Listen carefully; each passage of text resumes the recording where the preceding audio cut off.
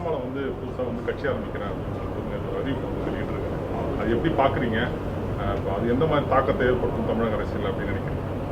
ஒரு திரைப்படத்தில் வந்து மாறுவேடத்தில் வந்து சும்மா மறு வச்சுட்டு போனால் உடனே வந்து அது வந்து வேற ஆள் அப்படிங்கிற மாதிரி காட்டுவாங்க. இது ஒரு மாறுவேடம் தான்.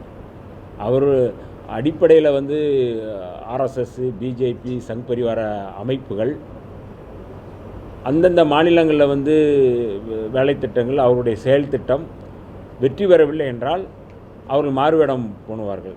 அப்படித்தான் அண்ணாமலையினுடைய இந்த புதிய கட்சி அப்படிங்கிறது ஒரு மாறுவேடம் போட்டு மக்கள்கிட்ட வந்து, ஏன்னா தமிழ்நாட்டில் பாஜக ஆர்எஸ்எஸ்னுடைய செயல் திட்டங்களோ அந்த கட்சி அந்த பேரை சொல்லிட்டு வந்தாலே ஓட்டு போட மாட்டாங்க, அது வெற்றி பெறாது அப்படிங்கிற அடிப்படையில் தான் வந்து இன்றைக்கி வந்து அவர்கள் இந்த முடிவு எடுத்திருக்கிறாங்க. இது வந்து இது முதல் முறை இல்லை. பாரதிய ஜனதா கட்சி கடந்த முறை, அதாவது கடந்த காலங்களில் வட மாநிலங்கள்லேயே வந்து குஜராத்தில் உங்களுக்கு எல்லாருக்குமே தெரியும், கேசுபாய் பட்டேல்னு ஒருத்தர் இருந்தார். 1998 2001 வரை அவர் வந்து முதலமைச்சராக இருந்தவர்.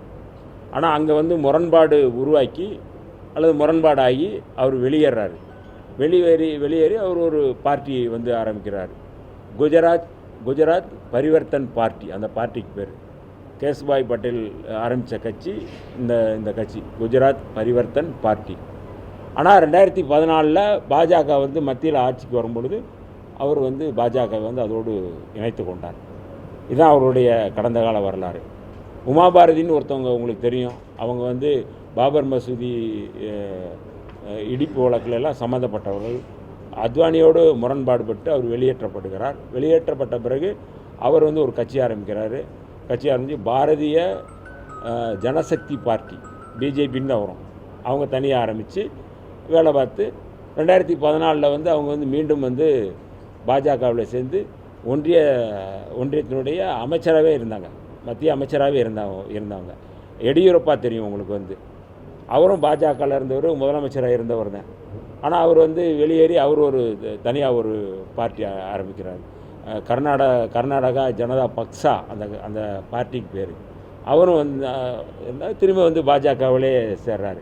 உத்தரப்பிரதேசத்தினுடைய முதலமைச்சராக இருந்தவர் கல்யாண் சிங், அவரும் வந்து அந்த ஜனதா கட்சியிலேருந்து வெளியேறி, பாரதிய ஜனதா கட்சியிலேருந்து வெளியேறி அவரும் வந்து திரும்ப பாஜகவிலே வந்து தனி கட்சி ஆரம்பித்து அவரும் சேர்றாரு. ஏன் இதை சொல்கிறோன்னா, கடந்த காலங்களில் எல்லா இடங்கள்லையுமே வந்து இந்த மாதிரி பாஜக அந்தந்த மாநிலங்களில் வந்து அந்த பேரில் வந்தால் மக்களால் விரட்டப்படுவார்கள், மக்களால் புறக்கணிக்கப்படுவார்கள், அவர்கள் வெற்றி பெற முடியாது என்பதை தெரிந்து கொண்டு அந்த பேரில் இருந்து வேற உருமாறுறது, இன்னொரு பேரில் மாறுவேடம் போட்டு இன்னொரு பேரில் வந்து செயல்படுறது. அது வந்து பாஜகவினுடைய தலைமையே ஆசீர்வாதம் செய்து அனுப்பி வைப்பார்கள். நீங்கள் வந்து எனக்கும் உனக்கும் முரண்பாடு இருக்குது அப்படின்னு சொல்லிட்டு போங்க அப்படின்னு சொல்லி சொல்லுவாங்க. இப்போ மரியாதைக்குரிய அண்ணாமலை அவர்கள் வந்து பிரதமர் மோடி அவர்களை சந்திச்சுட்டு தான் வர்றாங்க, ஒன்றும் சந்திக்காமலாம் வரல. பாரதிய ஜனதா கட்சியினுடைய ரொம்ப வந்து மறைமுக செயல் திட்டம் அப்படிங்கிறது இந்த மாதிரியான செயல் திட்டம் தான். இதெல்லாம் வந்து தமிழ்நாட்டு மக்கள் வந்து ஏமாற மாட்டாங்க, வட மாநிலங்களில் மாதிரி ஏமாற மாட்டாங்க. நீங்கள் எத்தனை மறு வச்சுட்டு நீங்கள் மாறுவேடம் போட்டு வந்தாலும் அந்த வடிவேல் சொன்னது போல தான், உன் கொண்டையை நீங்கள் மறைக்க முடியாது அப்படிங்கிறத அண்ணாமலை அவர்களுடைய செயல்பாடுகள். ஆகவே ஒருபோதும் பாஜக, ஆர்எஸ்எஸ், சங் பரிவார அமைப்புகளுடைய செயல் திட்டம் உருமாறி வேடம் மாறி நீங்கள் வந்தாலும் இங்கே வந்து வேலைக்கு ஆகாது அப்படிங்கிறதான் தமிழ்நாட்டு மக்கள் கொடுக்கின்ற செய்தி. ஆகவே தமிழ்நாட்டு மக்கள் எச்சரிக்கையாக இருக்க வேண்டும், இளைஞர்கள் எச்சரிக்கையாக இருக்க வேண்டும். ஒரே நேரத்தில் ஒரே ஆரம்பிக்கும் போதே 1 லட்சம் இளைஞர்கள் 2 லட்சம் இளைஞர்கள் அப்படின்னு சொல்கிறது ஏற்கனவே பாஜகவினுடைய மிஸ்டு கால் திட்டம் தான் அது.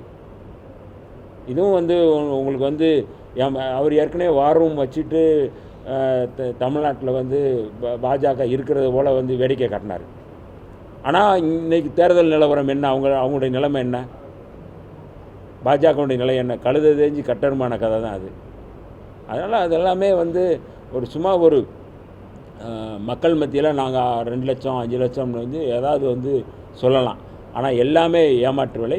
பாஜகவினுடைய இன்னொரு முகம்தான் அண்ணாமலை. பாஜகவினுடைய ஆசீர்வாதத்தால் தான் அவர் வந்து செய்கிறாரு.